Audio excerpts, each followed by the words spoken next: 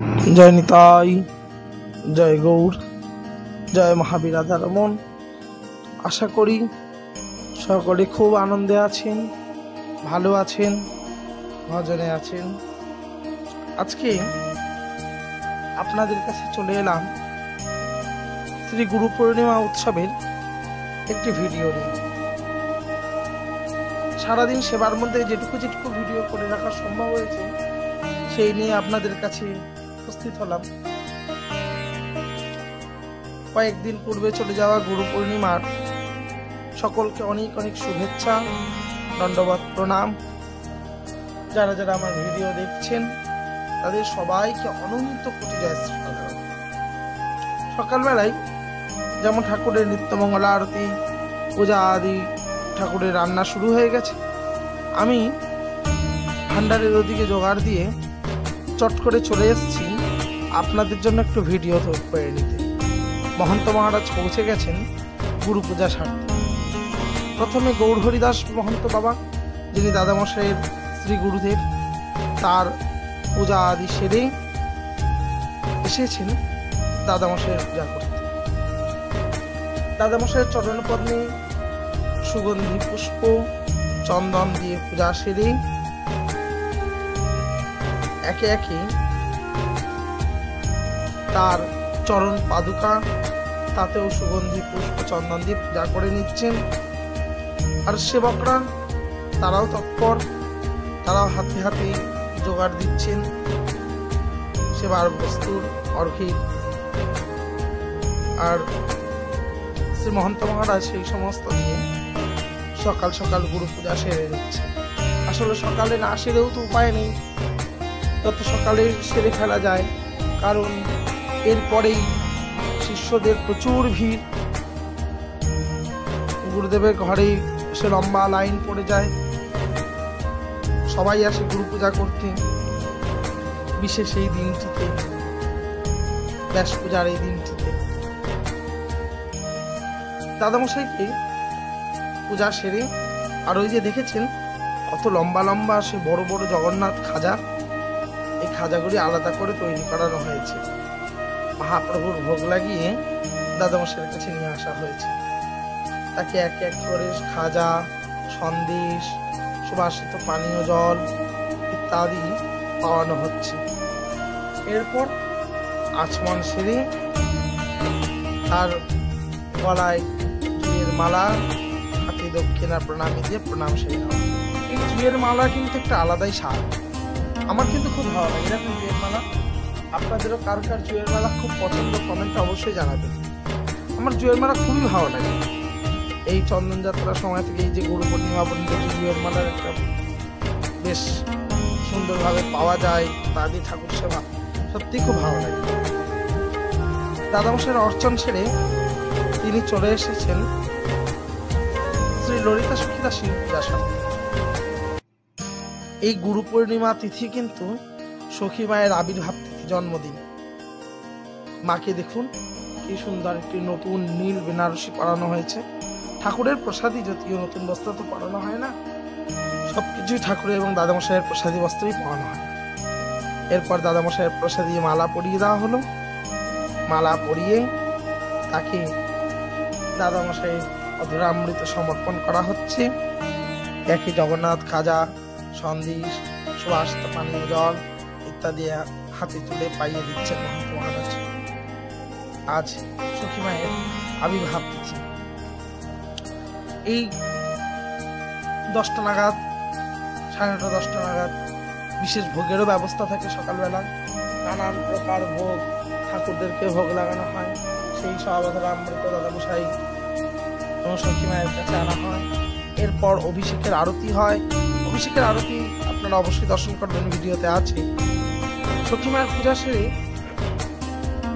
মহন্ত মহারাজ এসেছেন বৈঠকখানায়।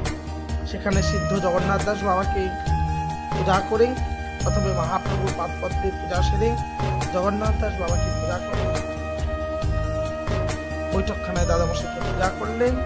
এবং এবার এসে উপস্থিত হলেন শ্রীপাদ রামদাস বাবাজি মহারাজের ঘরে। শ্রীপাদ রামদাস বাবাজি মহারাজকেও দাদামশাই সখী মায়ের অধরামৃত তার মুখে তুলে দিচ্ছেন, তাতে জগন্নাথের নির্মাল্য মহাপ্রসাদ, জগন্নাথ খাজা এবং সন্দেশ ইত্যাদি যা রয়েছে সেই সমস্ত শ্রীপাদ বাবাজি মহারাজের মুখে তুলে দিচ্ছেন। শ্রীপাদকে রাধারমণের অধরামৃত সমর্পণ করে তার চরণে দণ্ডবত প্রণাম করে সর্বশেষে গোবর্ধন দাস বাবার কাছে এসে উপস্থিত। গোবর্ধন দাস বাবা তিনি রাধারমণের অপ্রকটকালীন সেবক ছিলেন। সংস্কৃত ব্যাকরণের দারুণ পাণ্ডিত্য ছিল এনার। সেই গোবর্ধন দাস বাবা উৎকল শরীর ছিল, উৎকলীয় শরীর। গোবর্ধন দাস বাবাকে পূজা দণ্ডবত প্রণাম সেরে এসে উপস্থিত হলেন সমাজলী আশ্রমের ভূতপূর্ব মহন্ত মহারাজ শ্রী বিষ্ণুদাস বাবার ভজন কুঠিরে। সেইখানে সকল গুরুবর্গকে প্রণাম সেরে শ্রী বিষ্ণুদাস বাবাজিকে মহারাজকে দণ্ডবত প্রণাম করলেন। তার গলে সুগন্ধি পুষ্পমালা, তার চরণপদ্মে সুগন্ধি পুষ্প চন্দন ইত্যাদিকে একে একে অর্চন সেরে নিলেন। কেন এরপরই শিষ্যদের ভিড় উপস্থিত হবে। শিষ্যদের ঘরের সামনে, গুরুদেবের ঘরের সামনে শিষ্যদের সে লম্বা লাইন, সারাদিনই চলবে আজকে গুরু পূজা। এখন তো বিকাল গড়িয়ে সন্ধ্যার দিকেও শিষ্যরা অনেকেই আসে, তারা দিনের বেলা আসতে পারে না, তারা সবাই সন্ধ্যাবেলা আসে সেই গুরু পূজা সাথে। তা এই নিয়ে সারাটা দিনই ব্যস্ততা। আর তখন সবজি হচ্ছে ওদিকে, সকলের প্রসাদ পাওয়ার জন্য আলু, কাবলি ছোলা এবং পটল দিয়ে একটি গা মাখা রসা তৈরি হচ্ছে। আর কোনো বাইরের হালুইকর বা পূজারির ব্যবস্থা নেই। আমরা আশ্রমে সব ছেলেরা মিলে এই রান্না বান্না সব কিছুই সামলাই। ওই যে আমাদের কীর্তনিয়া চন্দন, এইবার বড় রান্নার বিশেষ দায়িত্ব ছিল। তার সাথে আমাদের গুরু ভাইরা, তরুণীরা সবাই মিলে ওদিকে ঠাকুরের ভোগের রান্না সারছে। যদিও এখানে ভোগের রান্না নয়, এখানে সকলের প্রসাদের মতন ব্যবস্থা করা হচ্ছে। ওগুলি অল্প করে নিয়ে এসে মহাপ্রভুর কাছে ভোগ লাগানো হবে। আর ভোগের মতন ব্যবস্থা ঠাকুরের যে রান্নাঘর সেইখানে সারা হয়। রান্নাঘরে ঠাকুরের রান্নার তো ভিডিও আমি করি না, তার জন্য করা হয়নি। আমি যখন ওই রান্নার ভিডিও করি তখন নয় ঠাকুরের রান্না হয়ে যায় বড় রান্নার ভিডিও, কারণ ওইটাই সাইডের। কেন ঠাকুরের রান্নার ভিডিও আগে কারো সামনে ছাড়াটা উচিত নয়, ঠাকুরের ভোগ লাগবে তো। এরপরেই শুরু হয়ে গেল গুরু পূজার আরতি। মন্দিরের পূজারীরা আরতি করে থাকে। মহারাজের সেই সময় আর সময়ও হয় না আসবার, তিনি নাইলে আরতি করতে আসেন কোনো কোনো বছর। এবার সেবকরা আরতি সারছেন। প্রথমে গৌরহরিদাস মহন্ত বাবার, গৌরহরি মহন্ত বাবার পরে শ্রী রাধারমণ দেবের আরতি হচ্ছে। একে একে শ্রীপাদ বাবাজি মহারাজ, গোবর্ধন বাবা প্রত্যেকের আরতি হবে। কিন্তু এই আরতি প্রসাদী আরতি এসে সখীমাকে দেখানো হয় বটে, কিন্তু সখীমাকে আলাদা করে আরতি করা হয় না, কারণ তিনি সেবক, তিনি তো করছেন, তার জন্য তাকে আলাদা করে দেখানো হয় না। মা পছন্দও করতেন না তাকে নিয়ে কোনো প্রকার বাড়াবাড়ি করা। সারাটা জীবন শুধু ঘরের মধ্যে তার ভজন কুটিরে বসে নিরলসভাবে সেবা কার্য গুছিয়েছেন। গুরুদেবের সেবা কিভাবে ভালোভাবে হবে, গুরুদেবের প্রাণের ঠাকুরের সেবা কিভাবে ভালোভাবে হবে, এই দিকেই তার বরাবরের নজর। নিজের শখ আহ্লাদ, ভালো মন্দ খুশি কিছুতেই তার নিজের, সবটাই গুরুমুখী। শ্রী গুরুদেব কিসে খুশি হবেন, শ্রী গুরুদেব কিসে সুখী থাকবে, এইরকম গুরুনিষ্ঠা আর দেখা যায় বলে আমার মনে হয় না। প্রত্যেকেরই নিজস্ব নিজস্ব গুরুনিষ্ঠা তো অবশ্যই আছে, কিন্তু সখীমাতা ঠাকুরানীর ন্যায় গুরুনিষ্ঠাা সত্যি সুপ্রশংসনীয় মহাজনদের কাছ থেকে। গৌরী মাও সখী মায়ের খুব প্রশংসা করেছেন এই বিষয়ে। শ্রীরামকৃষ্ণদেবের শিষ্যা গৌরী মাতা ঠাকুর। তা একে একে গুরু পূজার আরতি ছাড়া হচ্ছে। শ্রীপাদ বাবাজি মহারাজ গোবর্ধন বাবার আরতি সারা নিচ্ছে। সেই দিন দুপুরে প্রায় 3500-এর কাছাকাছি লোক প্রসাদ পেয়েছে।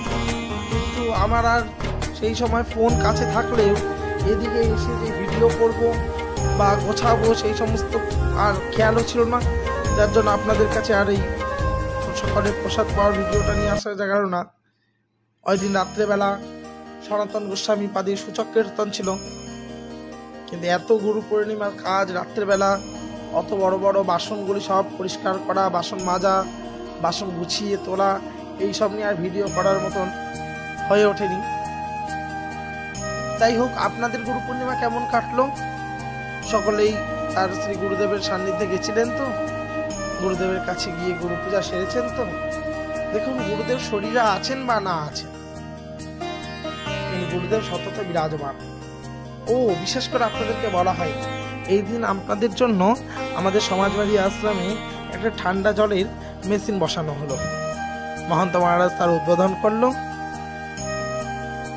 সেখানে সুগন্ধি পুষ্পের মালা পরিয়ে উনি নিজেও সেই জল পান করলেন। ঠান্ডা জলের ব্যবস্থা রাখা হলো, সকল ভক্তরা এসে গরমে সেই ঠান্ডা জল পেতে পারবে। এরপরই সখী মায়ের স্বরচিত গুরুবন্দনা কীর্তন, সকলে মিলে বসেছেন শ্রী গুরুবন্দনা কীর্তন করতে, এবং সখী মাও এসে বসেছেন তার শ্রী গুরুদেবের কাছে তার মনের সকল আরতি জানাতে। তার এই আরতি কীর্তনের মাধ্যমে তিনি গুরুদেবকে জানাচ্ছেন। আমরাও সকলে আমাদের গুরুদেবদের আমাদের মনের আরতি জানাই, যেন শ্রী গুরুদেবগণ আমাদেরকে কৃষ্ণ চরণে মতি রাখে, আমরা যেন কৃষ্ণ চরণে মতি রাখতে পারি, আমরা যেন হরিভজন করতে পারি, আর শ্রী গুরুদেবের সেবা করে যেতে পারি। এটাই আজকের প্রার্থনা। আপনাদের অনেকেই আমাকে বলছেন যে রেগুলার ভিডিও আসছে না কেন। আসলে আপনারা তো জানেন, শরীর অসুস্থতার জন্য রেগুলার ভিডিও দেওয়া যায়নি, তবে এইবার আসবে। আজকে এখানেই। জয় নিতাই, জয়।